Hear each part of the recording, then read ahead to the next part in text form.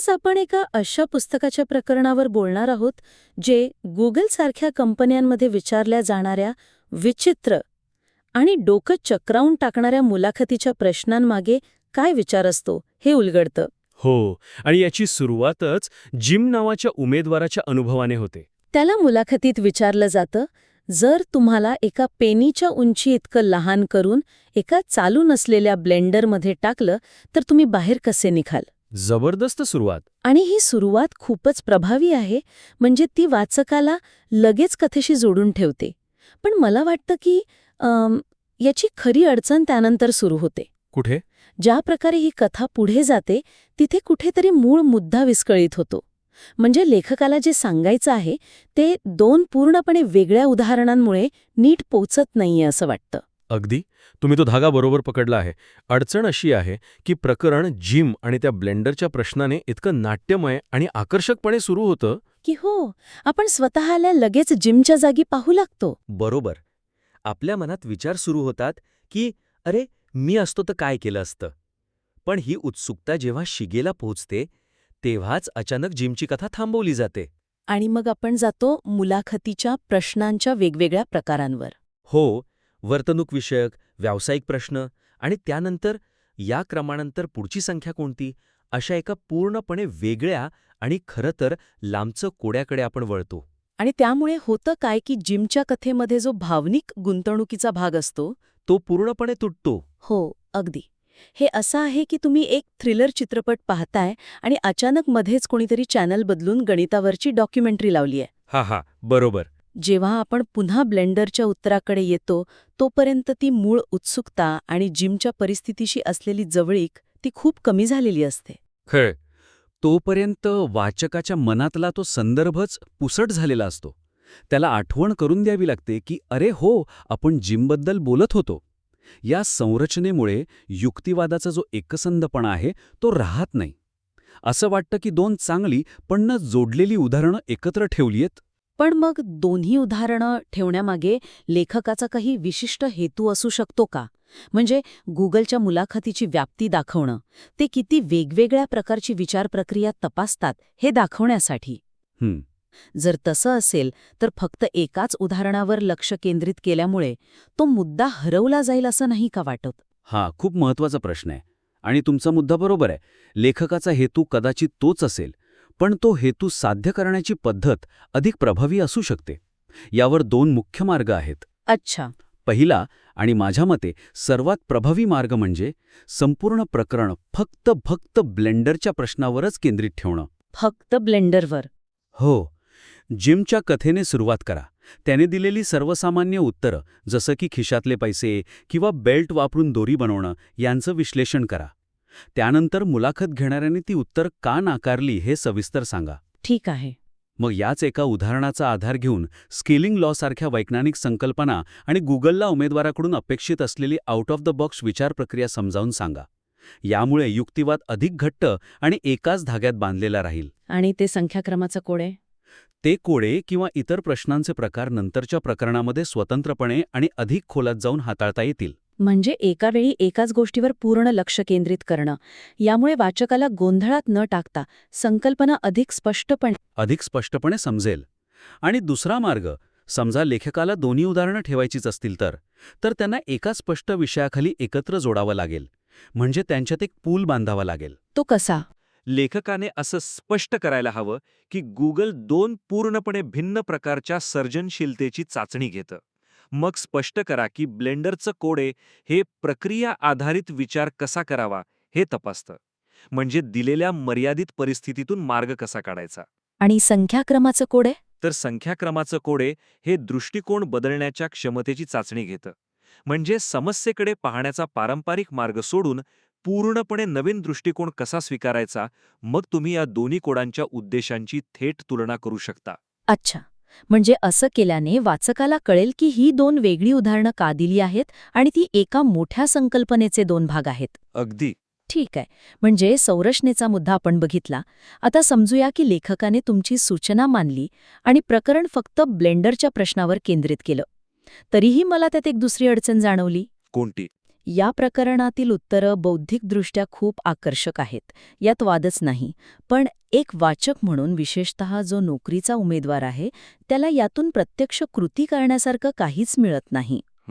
ती उत्तरं वाचून वा काय हुशार उत्तर आहे असं वाटतं, पण मी असं उत्तर कसं देऊ शकेन याचं मार्गदर्शन मिळत नाही. तुम्ही अगदी अचूक मुद्दा मांडला आहे. ही या प्रकरणातील सर्वात मोठी कमजोरी आहे असं मला वाटतं. प्रकरण उत्तरांचं खूप उत्तम विश्लेषण करतं, जसं की लहान झाल्यावर उडी मारण्यामागे भौतिकशास्त्र काय आहे किंवा गुगल या शब्दाचा इतिहास. हो, बरोबर. ही माहिती मनोरंजक आहे, पण ती वाचकाला मुलाखतीसाठी तयार करत नाही. मुलाखतीच्या तणावाखाली आणि दबावाखाली असताना अशा उत्तरापर्यंत पोहोचायचं कसं याची विचार करण्याची प्रक्रिया कुठेच स्पष्ट केलेली नाही. म्हणजे वाचक फक्त उत्तरांची हुशारी बघून थक्क होतो. हो, पण स्वतः तसा विचार कसा करायचा हे शिकत नाही. बरोबर. हे म्हणजे एखाद्याला मॅरेथॉन धावपटूची फायनल रेस दाखवण्यासारखं आहे, पण त्याने त्यासाठी केलेला सराव, त्याची रणनीती, त्याचं डाएट याबद्दल काहीच न सांगण्यासारखं आहे. अगदी योग्य उदाहरण आहे. वाचकाला फक्त अंतिम उत्पादन दिसतं, पण त्यामागील प्रक्रिया दिसत नाही.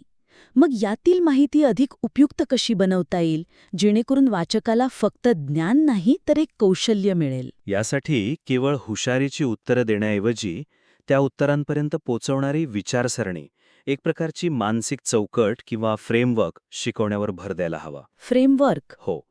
उत्तरामागची विचार करण्याची पद्धत उलगडून दाखवली पाहिजे. यामुळे वाचक भविष्यात कोणत्याही नवीन आणि अनपेक्षित प्रश्नाला सामोरे जाण्यासाठी तयार होईल. त्याला फक्त उत्तरं माहीत नसतील तर उत्तरं कशी शोधायची हे माहीत असेल. मानसिक चौकट ही संकल्पना मनारी आहे. म्हणजे नेमकं कसं? एखादं उदाहरण देऊन स्पष्ट कराल का? या प्रकरणात ते कसं लागू करता येईल? हो, नक्कीच. उदाहरणार्थ, ब्लेंडरच्या प्रश्नाच्या उत्तराचं विश्लेषण केल्यानंतर लेखक गृहीतकांना आव्हान देणारी चौकट म्हणजे क्वेश्चन द प्रेमिस फ्रेमवर्क नावाचा एक स्वतंत्र विभाग तयार करू शकतो. आणि त्यात काय असेल? यात वाचकाला काही ठोस पायऱ्या देता येतील. जसं की पायरी 1, प्रश्नातील मुद्दामहून दिलेल्या संकेतांकडे लक्ष द्या. जसं की तुमची घनता नेहमी सारखीच राहते. Density remains the same. हो. मुलाखत घेणाऱ्यांनी ही माहिती विनाकारण दिलेली नाहीये. त्यात काहीतरी रहस्य दडलेलं आहे. पायरी 2, कथेतील अवास्तव किंवा काल्पनिक भाग ओळखा. इथे तो आहे पेनीच्या उंची इतकं लहान होणं. ठीक आहे. पायरी 3, त्या काल्पनिक जगात पूर्णपणे वावरण्याऐवजी त्यावर वास्तविक जगाचे नियम जसे की भौतिकशास्त्राचे नियम लावून बघा. स्वतःला विचारा, जर हे खरं असतं तर भौतिकशास्त्रानुसार काय झालं असतं? आणि मग चौथी पायरी? चौथी पायरी, या नियमांमुळे काय परिणाम होतील याचा विचार करून उत्तर शोधा. जसं की तुमचं वस्तुमान कमी होईल पण शक्ती तशीच राहील, ज्यामुळे शक्ती आणि वस्तुमानाचं गुणोत्तर प्रचंड वाढेल आणि तुम्ही सहज उडी मारून बाहेर पडू शकाल. वा, हे खूपच उपयुक्त आहे. यामुळे वाचकाला एक ठोस पद्धत मिळते नाही का? तो फक्त उत्तराची वाट बघत नाही, तर स्वतः उत्तरापर्यंत पोहोचण्याचा प्रयत्न करू शकतो. अगदी. आणि संख्याक्रमाच्या कोड्यांसाठी सुद्धा असं काही करता येईल का? नक्कीच. संख्याक्रमाच्या कोड्यासाठी दृष्टिकोन बदला म्हणजे चेंज युअर पर्स्पेक्टिव्ह नावाची चौकट सादर करता येईल. यात तुम्ही शिकवू शकता की जेव्हा एखादी समस्या गणिती तर्काने सुटत नसेल तेव्हा ती समस्या पूर्णपणे वेगळ्या क्षेत्रात रूपांतरित करून पहा. इथे संख्यांवरून शब्दांमध्ये रूपांतरित करून म्हणजे 8, 5, 4 हे वर्णानुक्रमे आहेत हा नमुना कसा शोधावा हे स्पष्ट करता येईल. म्हणजे या चौकटींमुळे वाचकाच्या हातात केवळ उत्तरं नाहीत तर उत्तरं शोधण्याची हत्यारं मिळतात. बरोबर. तो विचार करायला शिकतो. या 2 बदलांमुळे प्रकरणाची उपयुक्तता खूपच वाढेल. आता आपण शेवटच्या मुद्द्याकडे येऊया, जो आहे प्रकरणाचा शेवट. आपण पाहिलं की सुरुवात किती आकर्षक आहे, पण हो. शेवट मात्र तितकासा प्रभावी वाटत नाही. हो, तो थोडासा अचानक येतो. तो त्या प्रकरणातून मिळालेल्या निष्कर्षापेक्षा संपूर्ण पुस्तकाच्या संकल्पनेचा सारांश वाटतो आणि जिमच्या कथेचं काय झालं हे कळतच नाही. आणि ही एक मोठी गमावलेली संधी आहे. आपण प्रकरणाची सुरुवात जिमच्या वैयक्तिक, भावनिक आणि उत्कंठावर्धक कथेने करतो. आपण त्याच्यासोबत त्या मुलाखतीच्या खोलीत बसलेलो असतो, त्याच्या संघर्षात सामील होतो. बरोबर. पण प्रकरणाच्या शेवटी जिमचं काय झालं, त्याला नोकरी मिळाली की नाही, त्या अनुभवातून तो काय शिकला याबद्दल काहीच कळत नाही. शेवट थेट पुस्तकाच्या सर्वसाधारण उद्देशाबद्दल बोलू लागतो. हो, स्केलिंग अप आणि कंपन्यांची वाढ यावर. यामुळे वाचकाच्या मनात एक अपूर्णतेची भावना राहते. आपण ज्या पात्राशी जोडले गेलो होतो त्याला मध्येच सोडून दिल्यासारखं वाटतं. अगदी. आणि हे केवळ कथेच्या समाधानापुरतं मर्यादित नाही का?